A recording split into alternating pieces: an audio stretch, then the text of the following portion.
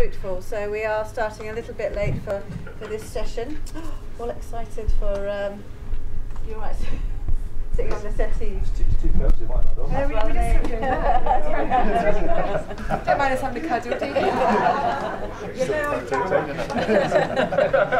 Now that can't go on Twitter. No, we will be sensible on those things. So, for those of you that have been with us for 3 days, you know there has been a number of themes running throughout the conference. One of the big ones is how do we, in education, work more closely with industry? And again, we are so lucky to have most of the associations dealing with events-related professions and industries with us this morning. So much so that we couldn't fit them all up here on the panel. So they got the fattest ones, yeah? I'm one of them. It's the fish and chips as well. We have, well, Jane Alley Knight's sort of also representing the new Scottish Events and Festivals Association, and also BAFA, the British Arts Festival Association, so she's going to join in. Rachel Lee's at the back representing Eventia, and is Rodri here this morning? No, that's all right. Rod was in the audience. He's actually on the exec of ABCO as well. So we've got quite a number of, well, nearly every event association. But on the panel, who are going to start off by telling us a little bit about their organisation that you might not know about, is we've got Sam Allen from Meetings Professional International UK and Ireland chapter, Richard Lim, who you met last night, from Capita Simmons, but is also president of the National Outdoor Events Association. Then we've got William Culver-Dodds, who you haven't all met yet, who's from International Festival Events Association, again the sort of European chapter. And then on the end we've got James Morgan, who's representing International Special Events Society. Again, these three, apart from National Outdoor Events Association, are actually international organisations within which have a European or a UK chapter, so that structure is also interesting. And Glenn is going to chair the session for us, so thank you all very much. We're going to start with Sam. Do you want to tell us about a bit about MPI? Yeah. Not if everyone knows everything, it might make life easier, mightn't it? With a clicker. Yeah, you can sit down there if you want. Thanks. Morning everybody, how's everyone feeling? Scale of 1 to 10. Any 10s? Yes. Oh, it's so not an MPI conference. There would not be a 10 here this morning. I'm really, really impressed. Fiona and I, Fiona from yesterday is the past president, or actually she's now the past president of MPI. We sat at breakfast this morning. We left you very early yesterday after that fabulous dinner. And we sort of thought, well, we'll just compare and contrast association breakfasts on the last day of the conference, and have to say, very impressed. Very, very impressed. I don't want to witter on too much. As I said a couple of days ago, I'm here with several hats on, but just wanting to talk today about MPI and what we are doing and how we work with our student community.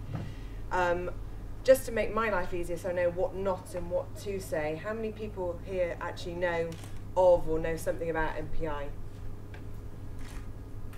Pretty much everybody. Good. I'll just sit down then and let you guys start. It's Friday, I'm tired. MPI is a global association. What's quite unique about it is that we have such a lovely strong mixture of meeting planners and suppliers, plus a very strong student and faculty community. Across the globe there are about 21,000 members, and we have 71 chapters and clubs around. In Europe we have just under 2,500 members. We have 11 chapters and 2 clubs. And clubs are chapters in formation, so they have about 50 members, so we're delighted that we've got Poland and Turkey are our newest additions. So just to sort of give you the baseline of our core value, and I will read it to get it right, I should know it and it should probably be tattooed on me somewhere, but it's really our belief in the unequal power of events and connections to advance organisational objectives, and this ties in with absolutely everything that you guys have been talking about here. The question that I understand, and I'm really hoping you're still asking, that's, otherwise I'm going to get this all completely wrong, is what can we do and how we can work more effectively with universities, with yourselves, I will talk really, really briefly about the benefits of MPI, but I don't believe it's about MPI. I don't believe it's about every association here. It's about all of us coming together, talking to all of you, bringing our members into this and creating success for the students for the future. So just briefly, the MPI student community is pretty strong. We've got just under 2,000 student members globally, 296 I found out this morning in Europe.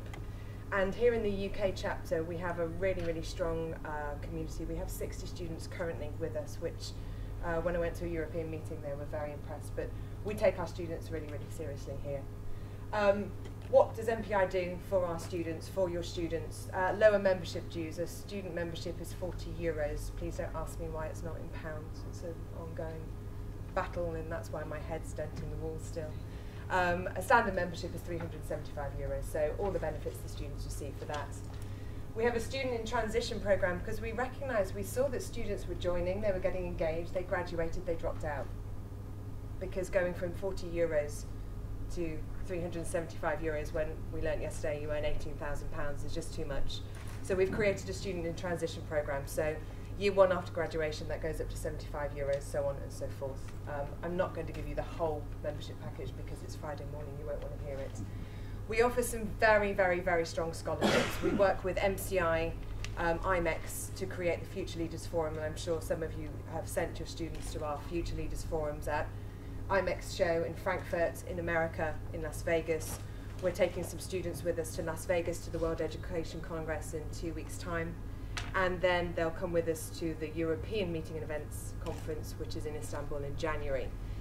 The UK and Ireland chapter also have set up, and I'm delighted that Sue is here, we have set up a fantastic scholarship as well in honour of one of our industry stalwarts and friends, Vanessa Cotton.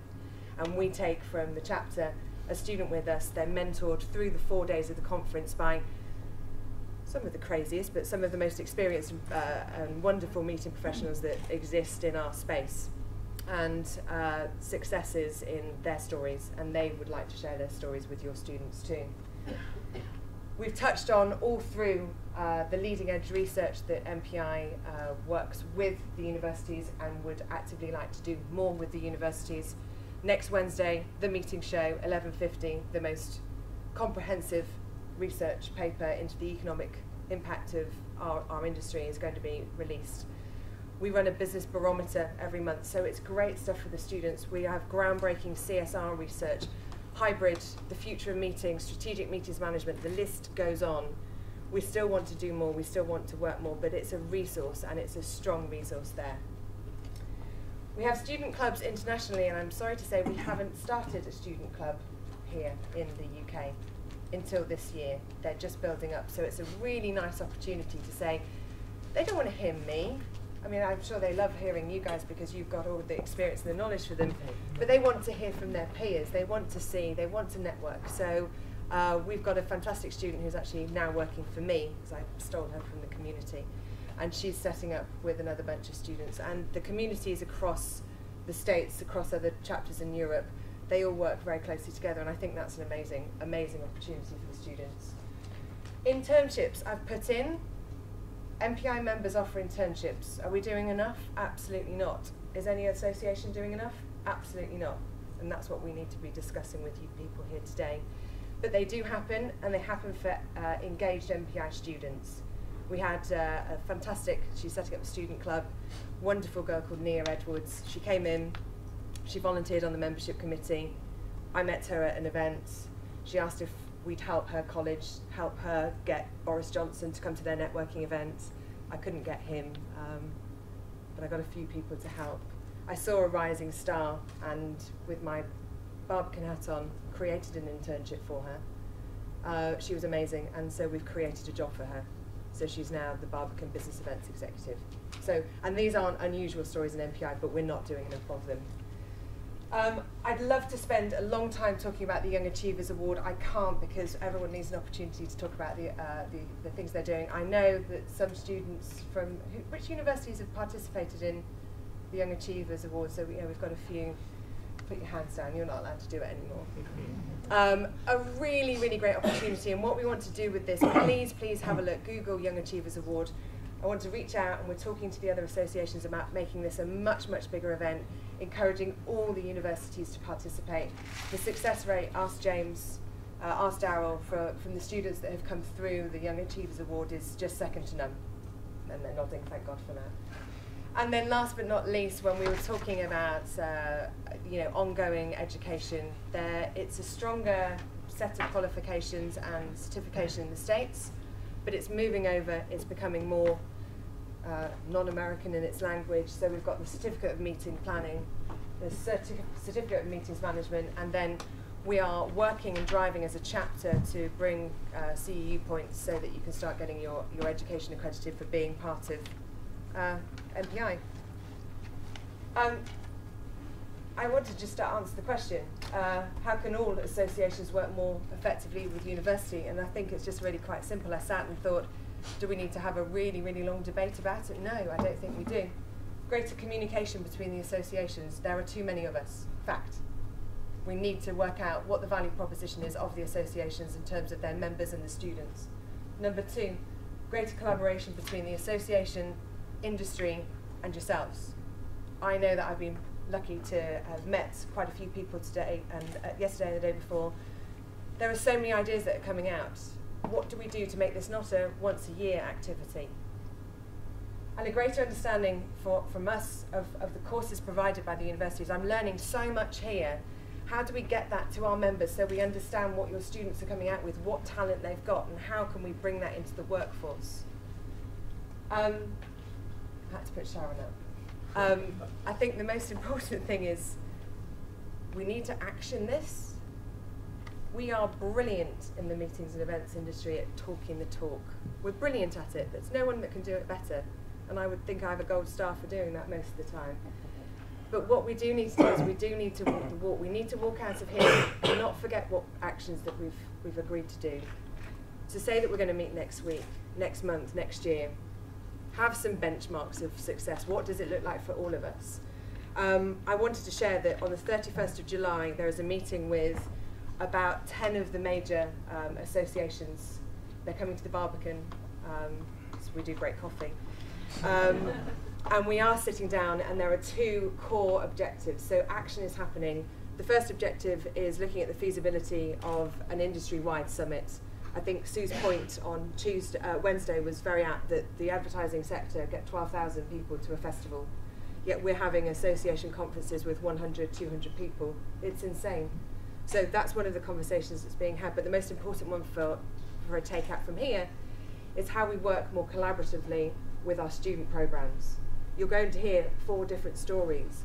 Well, actually, as a team, what can we do? What can we do for success? And in closing, being a cheesy Whitney Houston fan, I do believe the students are our future. I think that we're starting to build a very, very new industry, and I think we are responsible. We've worked too hard not to build the foundations for their success. If you want anything else, any more information about MPI, please let me know, but please guarantee that I am Sam Allen, and A does stand for action. Thanks very much.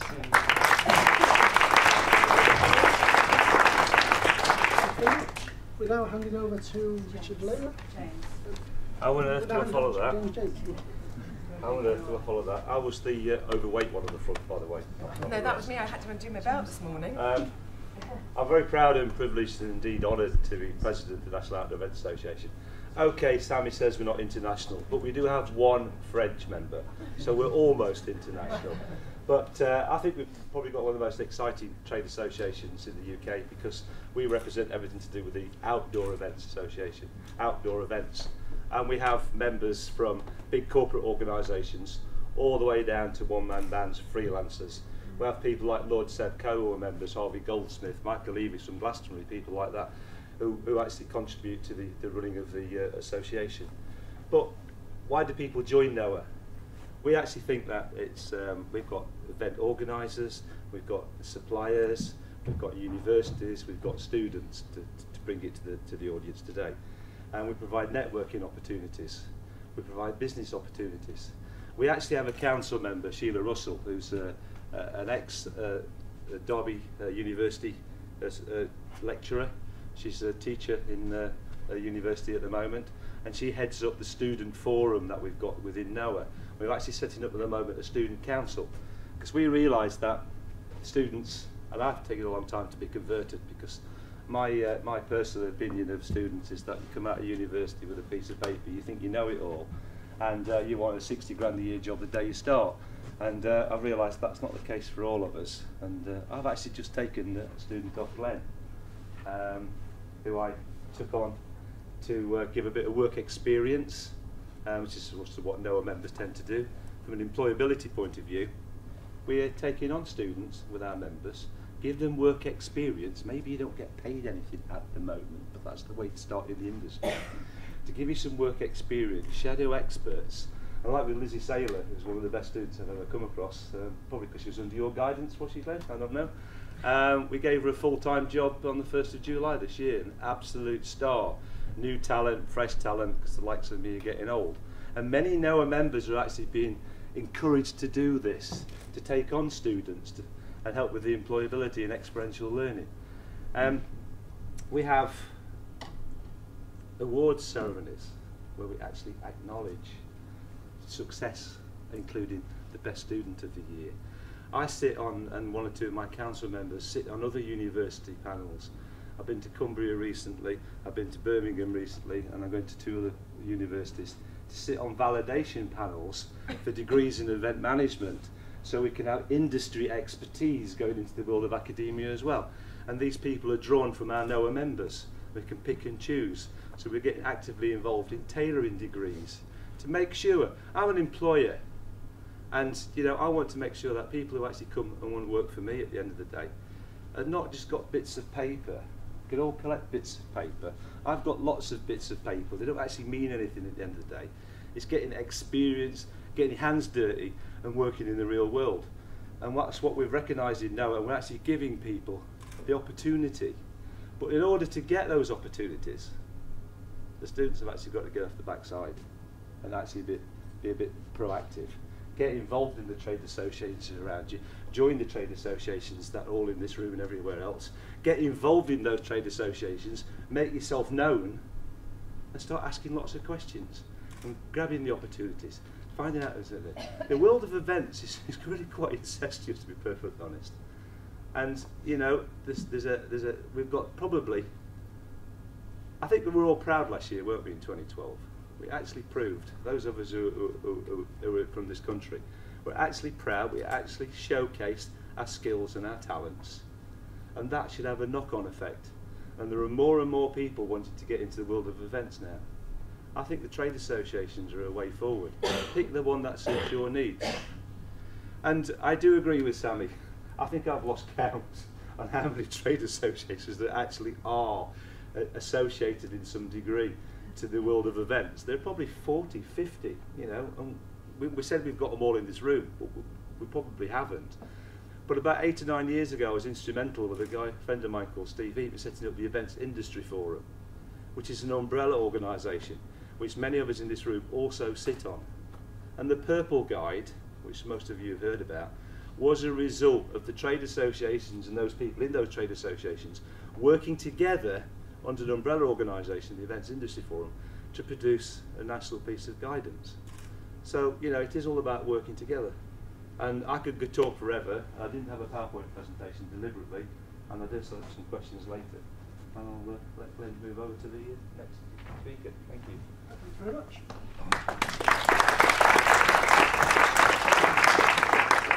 Thank you very much. If we can now hand over to James Morgan, representing ISES, please. Okay, ISES is the, can I have the clicker please? Oh, thank you. Thanks. International Special Events Society, chapters around the world, anywhere from Australia, Hong Kong, the US, Europe.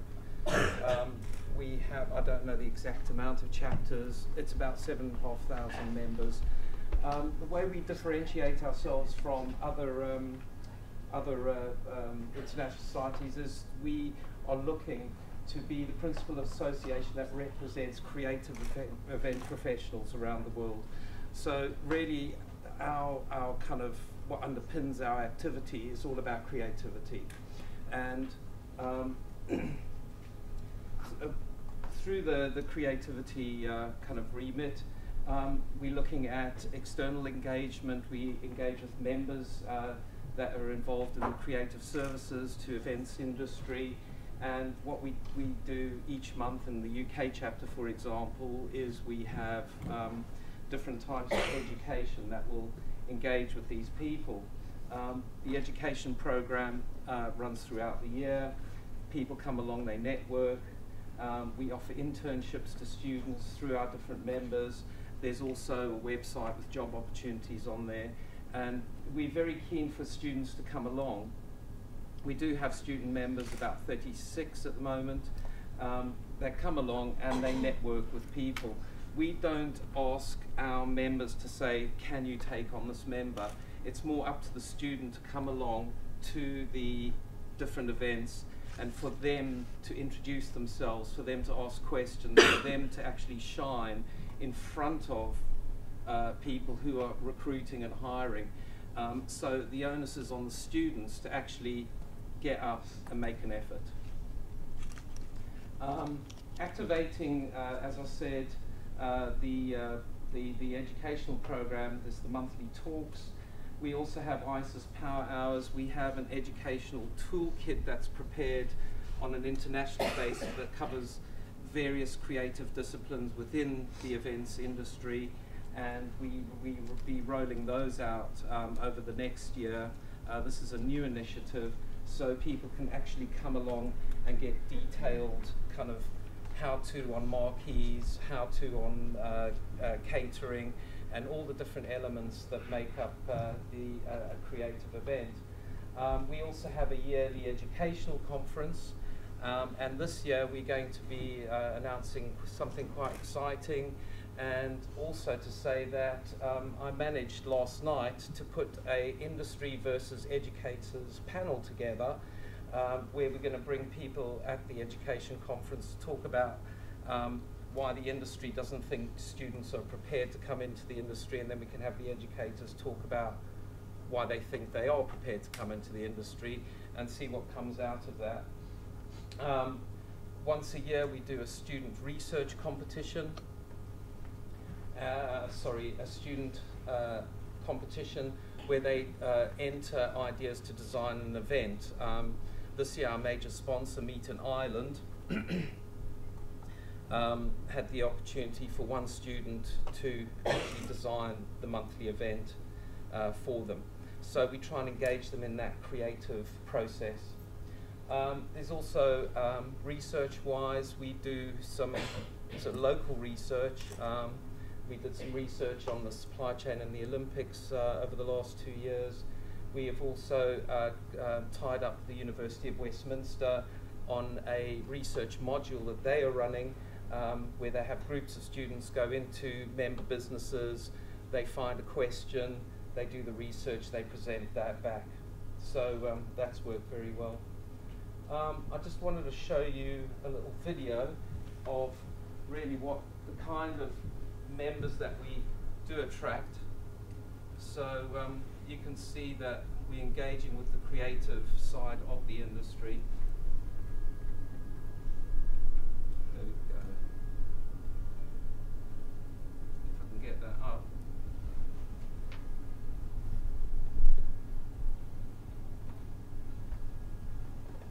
Any help here? ISES differentiates itself on creativity, and that might mean creative processes, creative technology, and the way things are done within companies. And this is one of our members that is presenting some new technology that's been around for about a year now, and it's